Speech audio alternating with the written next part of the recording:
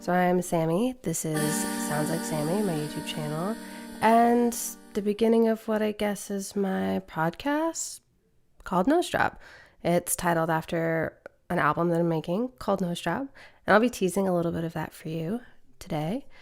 But something I've been hearing a lot is that I was recently interviewed on a podcast by Robin Lasseter. Her podcast is Earth, a Love Story.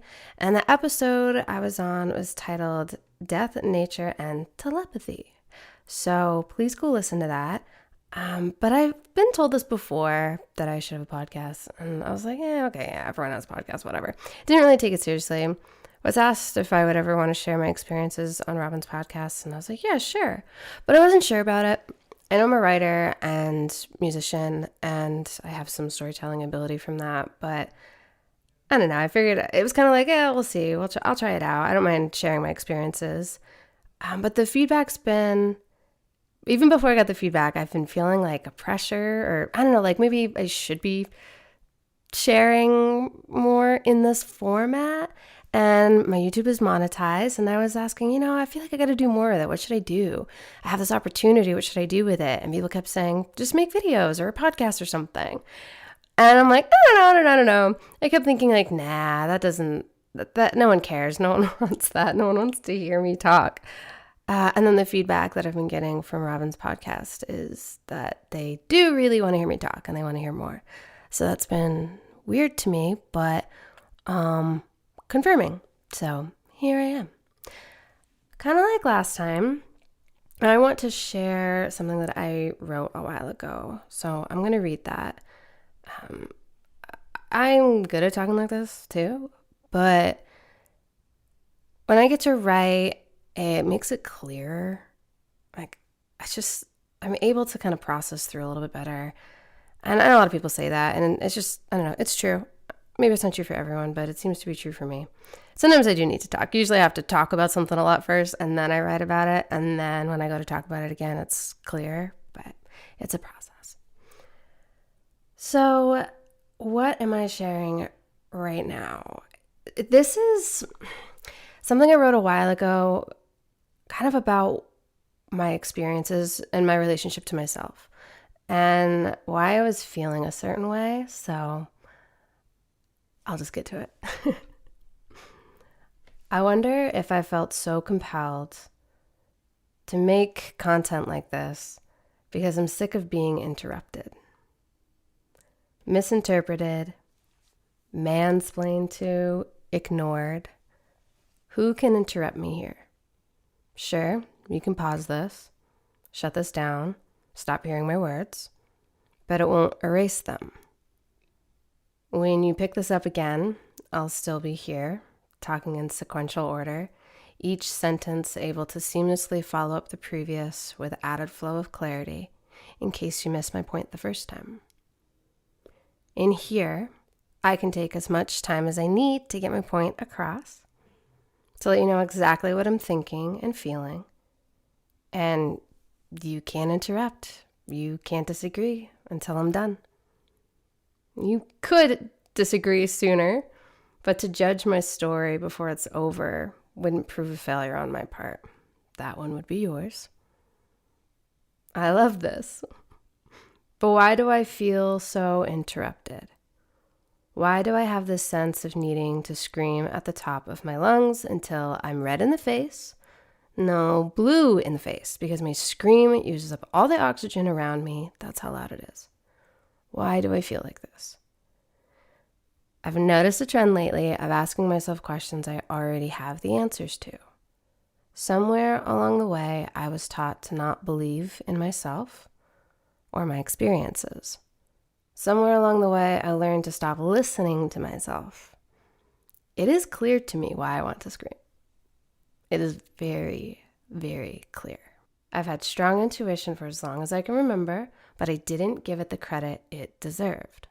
I'd meet a person and feel a pang of warning, followed by a thought of something's off, something's not right. But I was taught to believe thoughts like that meant I was judgmental or cruel, and I should blow past that and befriend that person anyway. So that's what I did. The stronger that pang of ick, the harder I would try to please the person. Who was I to judge them? I'm not Jesus. I'm not God. I'm not allowed to have these kinds of thoughts. That's what I was taught. That's what the church that I went to said. And I always wanted to do what I was told, what I thought was right. And I always did. So I thought. How easily an institution can brainwash a young girl into being a plushy, people-pleasing doormat. Okay. So this is something I felt for a long time. And coming from having weird, anomalous experiences and being taught to ignore them or to interpret them differently than how they were feeling, just kind of taught me to shut everything down, like my whole body down. So I do encourage you to go listen to Robin's podcast because I talk a lot about this there. But what I'll say here is just I was taught to disconnect from myself. I came from an atheist background, initially Christian as a little kid. My mom raised me in the church, and then kind of my own will, I switched my viewpoints to very cold scientific atheist. It just felt like what the church was saying wasn't right. It didn't make sense to me. There's a lot of contradictions. I hear this term all the time, don't throw the baby out with the bathwater, but that's exactly what he did. I'm like, because I found a couple issues, I just, nope, it's all garbage. None of this is real, and I didn't want anything to do with any of it. So I took that really sharp turn into atheism and was comfortable there for a long time.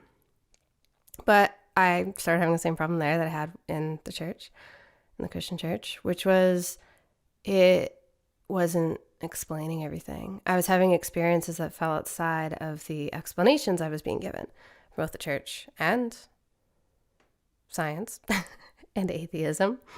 And it forced me to figure out why. But the most shocking thing, I guess, that came from this was learning about death after my father passed when I was 14. He had something called Alport syndrome. It's hereditary, so my family and myself have it, but I won't get into all that right now. That can be for another time as well, but it's not as severe. It was more severe for my dad, but in me it's less, so I'm okay. But when he died, pretty quickly, weird stuff was ramping up. I had weird stuff before, but it got way more intense, way more severe. And not necessarily negative or positive. It's just, at first I was interpreting it negatively, and since then I've learned to interpret it differently. So now I really enjoy those weird things that happen. But at the time, I just tried to ignore it. No, like, that's not real. This isn't really happening. Completely gaslighting myself, not letting myself actually live in my present moment, because my present moment was presenting me with scenarios that didn't make sense given the context I was trying to believe in. If that makes sense. Like, I was forced out of the present moment, which meant I was forced out of awareness of my body. And in that state, I'm not acknowledging myself. I'm not acknowledging my feelings. I'm not acknowledging my own wants and desires out of life. And I was just so vulnerable to being taken advantage of. So vulnerable. So yeah, of course I want to scream. Of course I want to scream. Like, literally, these parts of me don't go away just because I'm tuning out of them. They're still there and they're screaming at me. It makes sense. And I ask myself, well, why do I feel this way? I know why. And that's the point I'm getting to now. I know why. I know what's going on with myself. I'm finally now letting myself admit that I know. Admit that, yeah, there's stuff going on that science and certain religions like Christianity can't explain, although some aspects of it can explain it, but not entirely. Same thing with science. Some aspects can explain it, but not entirely. There's more to the story. And I'm done pretending like it's not. Like, I'm done pretending like there's not more to the story. I'm done pretending that this stuff isn't happening. And I'm done ignoring my present moment, ignoring myself, ignoring what I know because it didn't fit with that other belief or doesn't fit with what other people around me want to believe. I guess it doesn't matter to me anymore what other people around want to believe. Keep believing what you want to believe. That's fine. That's fine. Do that. But I don't have to believe it just because you believe it.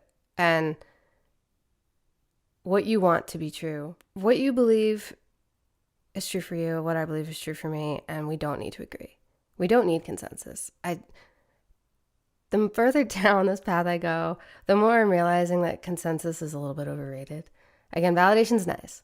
That's nice. It's nice when I hear someone else say, yeah, I've experienced something like that. I love that. That's great.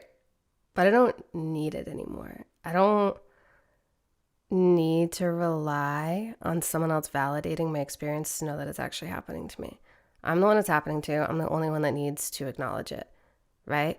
And I also don't feel the need to share my experiences with everyone. Like, I can. Like, if it's helpful, that's great. Which maybe that's why I didn't want to do this for so long, because the experiences are really personal, and I don't think that they're happening for me to run out and tell the whole world that because this happened to me, it means it's true for everyone. It's not necessarily true for everyone, and that's okay.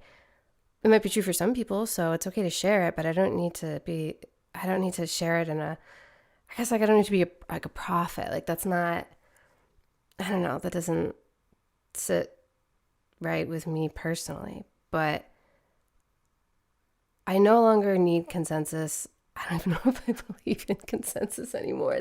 And we just don't all need to agree. I'm having a certain experience. I can talk about it. I don't need you to agree. You don't need to like it. You don't need to do anything with it. Do nothing with it. Do something with it. That's not my business. Do what you're going to do with it. I'm sharing it, I don't know, because it's acknowledging it for myself. It's deepening my own validation and acknowledgement. And if it helps someone else, that's awesome. If someone else can hear what I'm saying and feel validated in their own experience now, or feel like, okay, I can trust my experience now because I heard someone else say it. Like, I had that moment too where I couldn't get to this point until someone else shared a similar experience, until someone else kind of could help me validate, because that's where I was coming from, a reality or, a society that told me I don't get to believe in something unless we all agree that it's real and true and happening. So I understand, like, we need that to a certain extent. I guess I'm just grateful I'm past that. I'm probably not fully past it. In this moment, I feel like I'm past it, but I'm sure it'll happen again. So, I could keep rambling. I guess it's my space. If I want to ramble if I want it. Right now, though, I want to share a clip of a song from my album. Remember, that album is called Nose Job. Why is it called Nose Job? I went into that last time, so you can go back and hear that if you need to hear it again. Why I'm calling it Nose Job, but again, because I've got a full-size nose. That's what I call it, full-size nose. And being in the society that I grew up in, where a very particular nose has been seen as the standard of beauty, I obviously don't fit that, so that's kind of been interesting. But the concept of challenging that, learning to love my nose no matter what anyone else said, kind of started me down this path to realize all the other things that I love about myself and my own existence and experience that I actually do really appreciate, that I couldn't appreciate it because I wasn't even allowed to. I feel like I wasn't allowed to acknowledge it. Now I can acknowledge it. So just like I have to acknowledge the nose on my face, I'm starting to acknowledge my whole life and all the experiences. And that's what inspired my album, Nose Job. So this is the last song. I gotta make sure I'm playing the right version. I'll probably have to add it in here, but I'll just play it for now. Where is it on my laptop? I think this is it. Okay. This song really drives it home to where I'm at now and really kind of explains the other things. Like I started off, like the album starts off where I'm talking about how I look and my nose and how like the way people would treat me when I was younger and my response to that, and how getting to the point where I'm like, hey, I actually like my nose, so leave me alone. I don't need you to like my nose. I don't need you to approve of my face for me to enjoy my face. And I don't need to change my face to get your approval. I don't care. My own feelings about my nose is the only thing that matters. And then that eventually applying to my experiences in life and then my beliefs in life, which now is just fully wrapping around my entire existence. This is where I've arrived. This is actually the last song on my album. I'm not going to play the whole thing. I'm so tempted to. I really want to. I'm really bad at holding stuff in until it's done. It is not fully mixed. That's why I really shouldn't. It's just a big no-no in music to share it too soon because not everyone can see the vision. So when I hear it, I automatically hear the end result, even if it doesn't sound like that yet. But, and my husband Rob taught me this lesson. Not everyone can hear it the way I hear it. He's good at giving me feedback sometimes, but when something's not done, he can't really, he doesn't know why it doesn't sound right. He just thinks it sounds bad. So, and this has a rough mix on it, so it's not bad. I just want you to hear the lyrics. So I'm going to play a certain part, and then I'll read that part too. I know sometimes it's hard to hear lyrics in a song. We don't always process it auditorily the same way. But all right, I'm going to shut up and just play it now.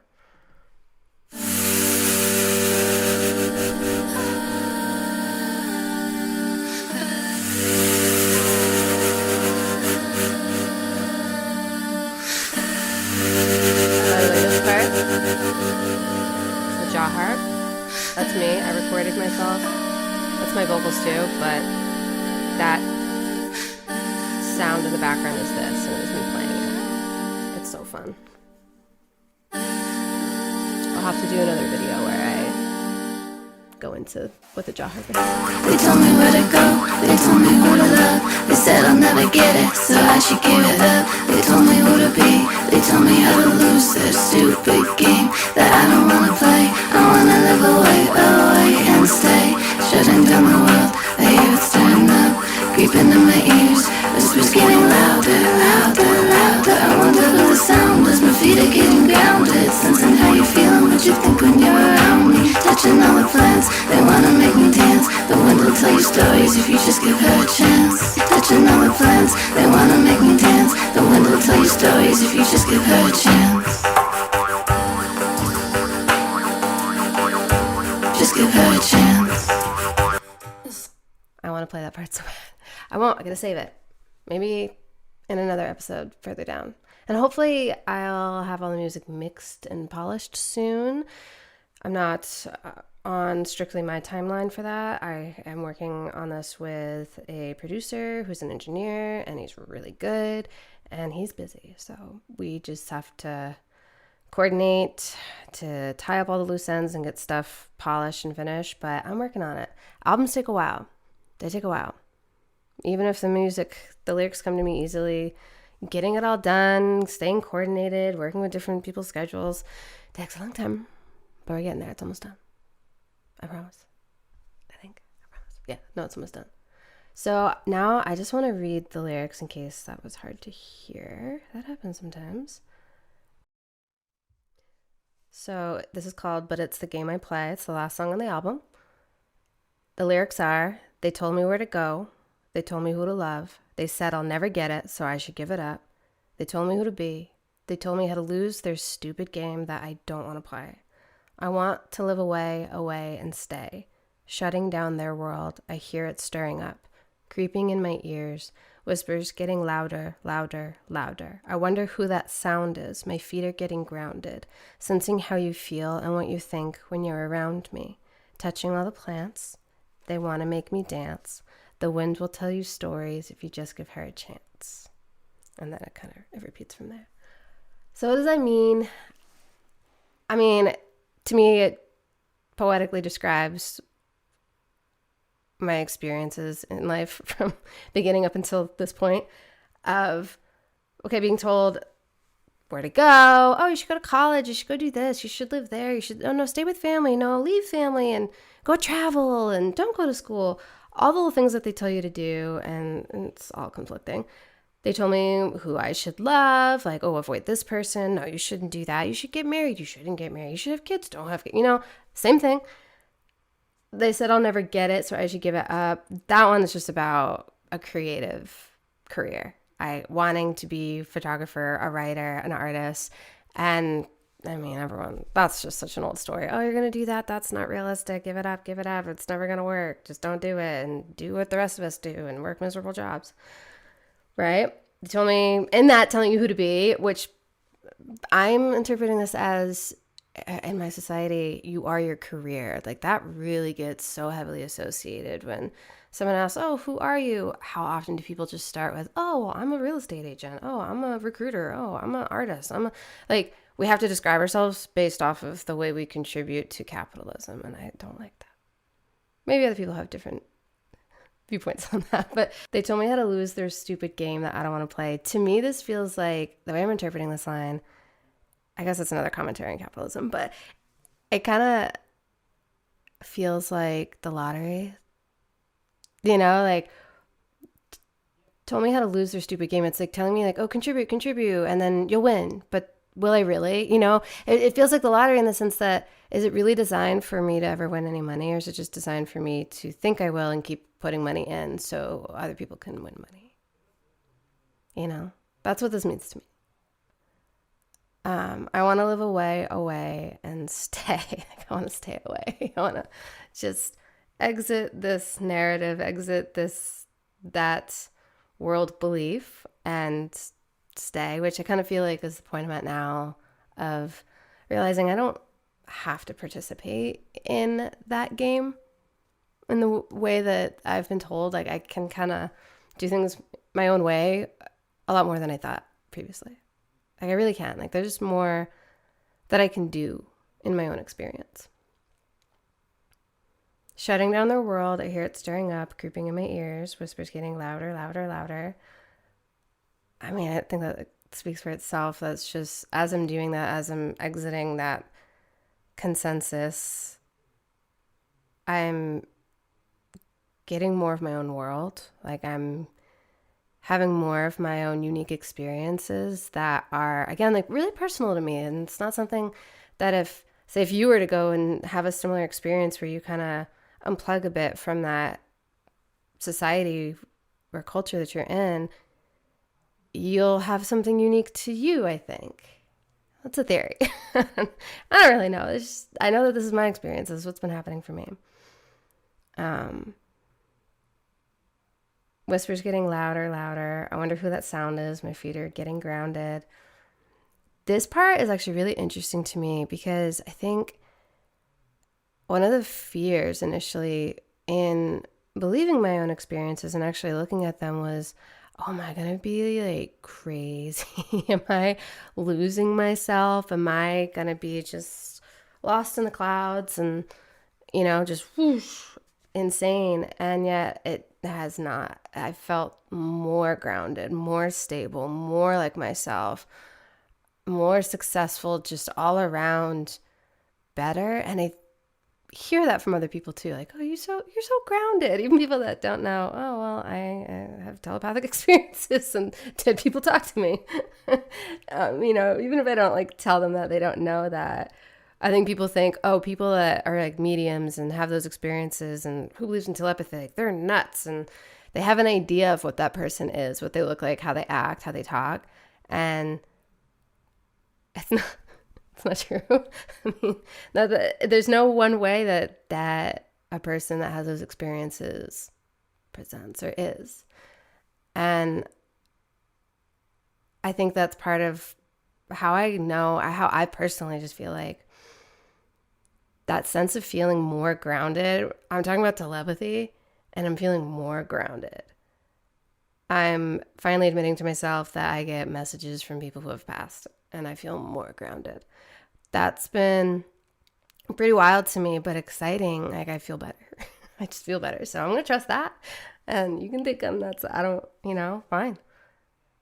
Um, my feet are getting grounded, sensing how you feel and what you think when you're around me. That's telepathy. Touching all the plants. They want to make me dance.